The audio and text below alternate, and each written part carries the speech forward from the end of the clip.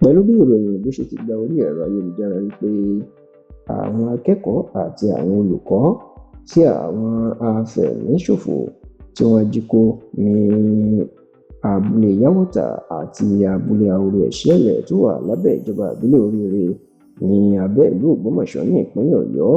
Pẹ̀lú bí wọ́n ṣe ń sọ pé wọ́n ti jí àwọn ọmọ náà kó kúrò ní ìlú Ògbómọ̀ṣọ́, àwọn ti kó wọn dé ìlú Kaduna lásìkò yìí. Níṣe ni iléeṣẹ́ ọlọ́pàá ìpínlẹ̀ Ọ̀yọ́ wọ́n ti padà sọ̀rọ̀ lórí ọ̀rọ̀ yìí o. Wọ́n sì ti sọ̀rọ̀, wọ́n ti tú àṣírí lórí òdodo ọ̀rọ̀ nípa ìròyìn tí àwọn èèyàn tí wọ́n ń gbé kiri lẹ́nu ọjọ́ mẹ́ta ọ̀hún.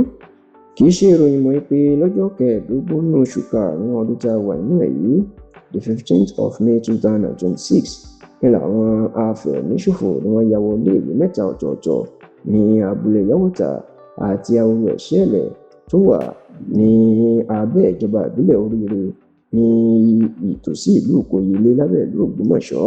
Níbẹ̀ ni wọ́n sì ti kọ́kọ́ yìnbọn pa olùkọ́ kan tó fẹ́ sá mọ́ wọn lọ́wọ́, alàgbà Joel Adéṣíyàn. Lẹ́yìn eléyìí náà tó yìnbọn pa ọlọ́kadà kan tó rìn sásìkò, wọ́n yìnbọn pa òun náà kó tó wá di pé wọ́n jí àwọn akẹ́kọ̀ọ́ bíi 39 39 pupils àti àwọn olùkọ́ 7 kí wọ́n tó jí wọn kó wọnú igbó lọ. Bákan náà ló jẹ́ pé bá ṣe kó wọn wọnú igbó tán, wọ́n tó yọ ọ̀kan kúrò ní àwọn olùkọ́ 7 tó jí kó, ìyẹn alàgbà Michael Oyedokun. Wọ́n sì ń dúnbù ẹ̀ bí ìgbà téèyàn bá ń dúnbù màálù tàbí ẹran ewúrẹ́, tí wọ́n tún ya fídíò ẹ̀ sí orí ẹ̀rọ ayélujára. Ìṣẹ̀lẹ̀ ló mà di ariwo káàkiri Nàìjíríà tó sì ṣe àwọn èèyàn léèmọ̀ nítorí ìwé òṣèlẹ̀ nílẹ̀ Yorùbá. Ṣùgbọ́n dàsìkò tí a ṣe àkójọpọ̀ ìròyìn yìí, níṣe ni ìjọba àtàwọn agbófinró wọn àti rí àwọn akẹ́kọ̀ọ́ àti àwọn olùkọ́ náà, wọn àti rí wọn gbà lẹ́yìn tí wọ́n ti lo ọjọ́ tó lé lógójì ọjọ́ tó ti lò nínú igbó. Ṣá o, pẹ̀lú bí ìjọba sì ti ń fọkàn àwọn ọmọ Nàìjíríà balẹ̀ pé àwọn wà lẹ́nu iṣẹ́, àwọn yóò tó rí wọn gbà sílẹ̀. Níṣe ni ìròyìn kan máa jáde wípé àwọn afẹ̀míṣòfò wọn ti kó àwọn èèyàn náà kúrò nínú igbó kìjikìji, igbó rìsáàfù tó ń pè ní Old Ọ̀yọ́ National Park tí wọ́n kó wọn pamọ́ sí. Wọ́n ti kó wọn kúrò, wọ́n ti kó wọn lọ ìlú Kaduna. Ìròyìn tó tiẹ̀ jáde ni pé ọkọ̀ òfurufú tó ń pè ní hẹlikọ́pítà iná fi wá kó àwọn ọmọ náà kúrò nínú igbó tí wọ́n ti kó wọn lọ sí Kaduna.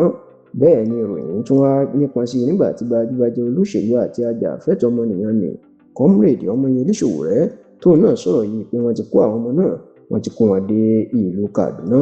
Ìròyìn ló máa fa ìbẹ̀rùbojo tí àwọn òbí àwọn ọmọ náà àti àwọn èèyàn àwọn olùkọ́ tí ìṣẹ̀lẹ̀ kan tó bẹ̀rẹ̀ sí ní máa sọkún pé táwọn máa bá wọn ti kó àwọn ọmọ náà dé ilẹ̀ Haúsá.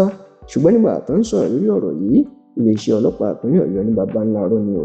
Wọ́n ní kò sẹ́nikẹ́ni tó fi ọkọ̀ òfurufú tàbí ohunkóhun kó àwọn ọmọ náà kúrò lọ sí ìlú Kaduna.